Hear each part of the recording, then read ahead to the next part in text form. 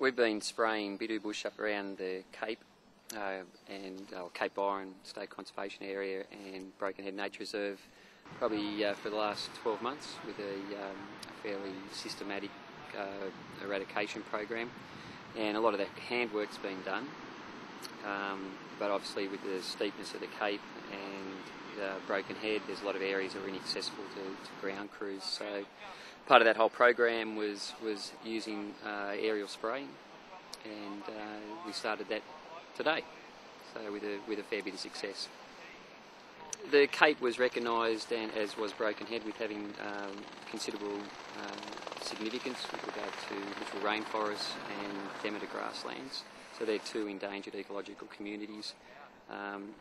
And Bitou had created a fairly blanket cover over some parts of those reserves.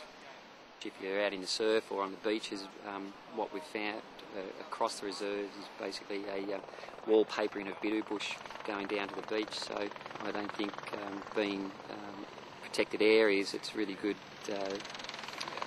public relations to have the most visible species and introduced one.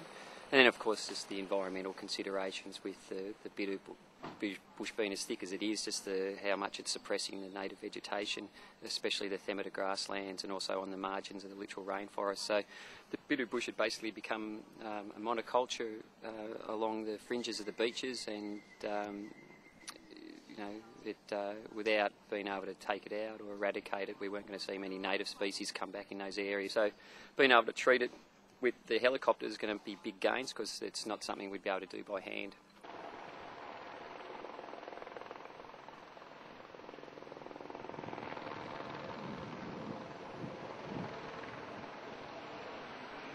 This operation, I guess, has been in the planning for about 12 months. This involved a consultation, obviously, between our own staff, but also between other important members of the community, like local council, the Cape Byron Trust, the local Aboriginal community, and other neighbours within the vicinity.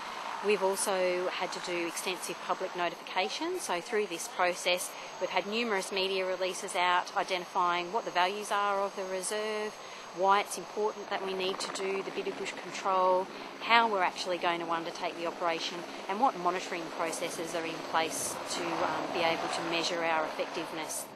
Today went really well. So it's been a lot of planning. We thought there would be a fair bit of opposition to spraying around Cape Byron particularly, and also Broken Head. But thankfully the sort of community support for it, or reaction to it's been fairly positive. We haven't had any complaints during today's operation, and it happened fairly quickly with excellent condition. It couldn't have gone better, really.